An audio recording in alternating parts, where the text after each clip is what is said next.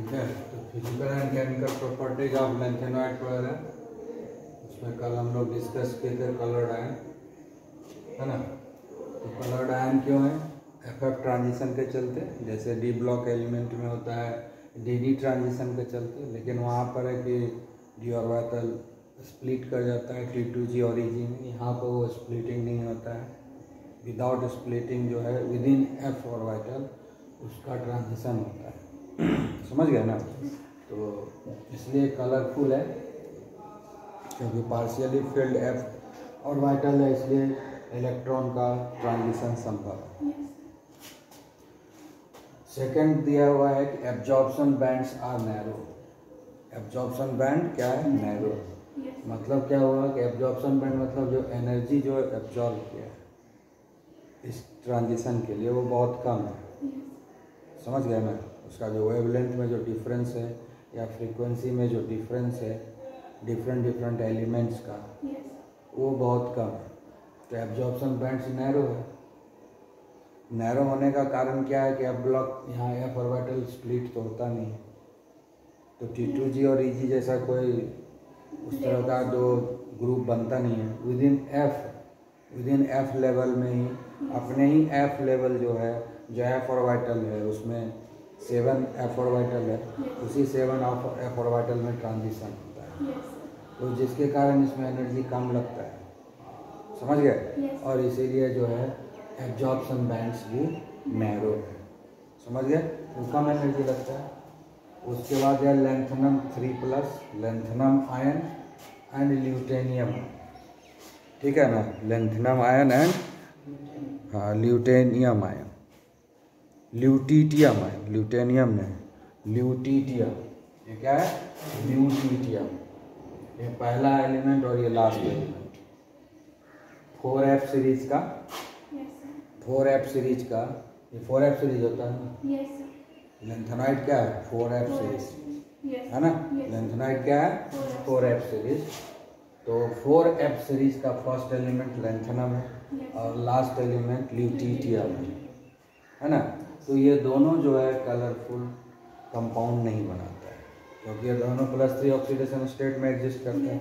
जानते हो कि लेंथेनॉइड सब +3 ऑक्सीडेशन स्टेट में मोस्टली एग्जिस्ट करता है। तो जब लेंथेनम के केस में एफ ऑर्बिटल में इलेक्ट्रॉन ही नहीं है, एफ ट्रांजिशन कैसे? लेंथेनम के केस में एफ ऑर्बिटल में इलेक्ट्रॉन ही नहीं है, इसलिए एफ ट्रांजिशन संभव नहीं है। और ल्यूटीटियम के केस में कंप्लीटली फिल्ड है, तो जगह ही नहीं है इधर उधर जाने के लिए, सारा रूम फुल है, तो इसलिए कोई ट्रांजिशन संभव नहीं है। इसलिए ये दोनों जो है कलरफुल कंपाउंड नहीं बनाता है। ठीक है ना। इस दोनों को छोड़ करके बाकी सारे जो लेंथेनाइड है वो सब कलरफुल कंपाउंड बनाता है। ठीक है। आ गया समझ में। उसके बाद है मैग्नेटिक कैरेक्टर। तो जानते हो मैग्नेटिक कैरेक्टर में अनपेयर्ड इलेक्ट्रॉन रहेगा पैरामैग्नेटिक, और लेंथेनॉइड्स आयन में, लेंथेनॉइड में नहीं बोल रहे, लेंथेनॉइड आयन में। सब जगह हम लोग आयन का बात कर रहे हैं क्योंकि लेंथेनॉइड में सब कैरेक्टर नहीं है, लेंथेनॉइड आयन में ही कैरेक्टर, मतलब जब कंपाउंड बनता है उसमें कैरेक्टर। सो लेंथेनॉइड एलिमेंट में ये कैरेक्टर नहीं है, लेंथेनॉइड कंपाउंड में कन्वर्ट होता है तब ये कैरेक्टर होता है। तो लेंथेनॉइड आयन जो होता है वो पैरामैग्नेटिक। लेंथेनॉइड आयन क्या है? पैरामैग्नेटिक है क्योंकि लेंथेनॉइड आयन में जनरली अनपेयर्ड इलेक्ट्रॉन है एफ ऑर्बिटल में, पेयर किया हुआ नहीं है। ठीक है ना। तो अनपेयर्ड इलेक्ट्रॉन है जिसके कारण जो है पैरामैग्नेटिक इन नेचर है। ठीक है। और उसमें से जो है लेंथेनम 3+, लेंथेनम आयन है सीरियम 4+, ये सीरियम है C4+, लेंथेनम है। ये दोनों जो है पैरामैग्नेटिक कैरेक्टर शो नहीं करता है क्योंकि सारे इलेक्ट्रॉन्स पेयर्ड है। ठीक है। ये दोनों, ये +3 ऑक्सीडेशन स्टेट में कंपाउंड बनाता है और ये +4 ऑक्सीडेशन स्टेट में कंपाउंड बनाता है। तो इसमें जो है सारा का सारा इलेक्ट्रॉन पेयर्ड है, इसीलिए इसके जो है पैरामैग्नेटिक कैरेक्टर शो नहीं करता है। इस दोनों को छोड़ करके बाकी सब के सब लेंथेनॉइड आयंस जो है पैरामैग्नेटिक कैरेक्टर शो करता है। ठीक है। समझ में आ गया? क्लियर। तो हम लोग जो है नेक्स्ट है atomic and ionic radio of the lanthanoid, है ना।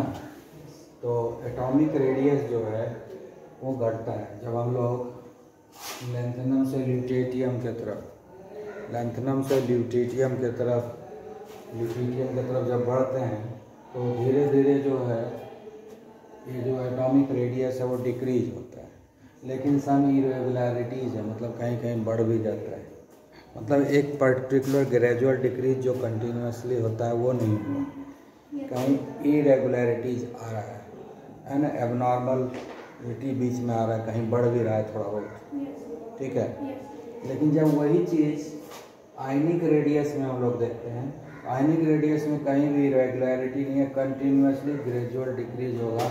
लेंथेनम आयन से ल्यूटियम आयन की तरफ जब बढ़ते हैं तो कंटिन्यूसली जो है वो डिक्रीज होता जाएगा, ठीक है। डिक्रीज इसमें भी हो रहा है एटॉमिक रेडियस में भी, लेकिन बीच बीच में थोड़ा वो है ना इरेगुलरिटी आ रहा है, इरेगुलरिटी शो करता है एटॉमिक रेडियस में, लेकिन आयनिक रेडियस में कोई इरेगुलरिटी नहीं है, कंटिन्यूसली डिक्रीज होता है लेंथेनम आयन से ल्यूटियम आयन की तरफ, ठीक है ना। आगे सुनिए, इसका कारण है लेंथेनाइड कॉन्ट्रैक्शन, समझ गया ना। इसका कारण क्या है? Lanthanide contraction. अब लेंथेनाइड कॉन्ट्रैक्शन क्या है? पहले डी ब्लॉक एलिमेंट पढ़ा और तुम्हें बताएं, है ना। लेंथेनाइड कॉन्ट्रैक्शन क्या है कि जब हम लोग लेंथेनाइड कॉन्ट्रैक्शन क्या है, उसका मेन वो जो क्या किसको कहते हैं, बढ़ने के बजाय घटने लगता है। जब हम लोग टॉप टू बॉटम किसी भी ग्रुप में आते हैं या एटॉमिक नंबर के साथ हम लोग बढ़ रहे हैं तो एटॉमिक साइज इंक्रीज होना चाहिए, है ना, लेकिन इंक्रीज यहाँ नहीं होता है, ठीक है ना। लगभग सेम रह जाता है, डी ब्लॉक के लगभग बराबर ही रह जाता है इसका एटॉमिक साइज लेंथेनाइड का, है ना। लेंथेनाइड का एटॉमिक साइज जो लगभग रह जाता है डी ब्लॉक एलिमेंट के बराबर ही, जबकि उससे नीचे है, डी से नीचे है ना, तो जब नीचे है तो इसका बढ़ जाना चाहिए था। जब ग्रुप में हम लोग टॉप टू बॉटम आते हैं तो साइज एटॉमिक साइज बढ़ता है, तो इसका भी बढ़ जाना चाहिए था, लेकिन बढ़ने के बजाय वो लगभग सेम रह गया। तो ऐसा क्यों हुआ? उसका कारण क्या है? लेंथेनाइड कॉन्ट्रैक्शन का इसी को बोलते हैं कि बढ़ने के बजाय साइज घट गया लेंथेनाइड में। रेगुलर ट्रेंड के हिसाब से एटॉमिक साइज इंक्रीज होना चाहिए, आयनिक साइज इंक्रीज होना चाहिए, लेकिन क्या हो गया कि ये घट गया। इसी को हम लोग बोलते हैं लेंथेनाइड कॉन्ट्रैक्शन, ठीक है। बढ़ने के बजाय घटने लगा, है ना, बढ़ने के बजाय घटने लगा आयनिक रेडिया, इसी को हम लोग बोलते हैं लेंथेनाइड कॉन्ट्रैक्शन। अब इसका कारण क्या है? ठीक है, कारण क्या है? Cause of lanthanide contraction.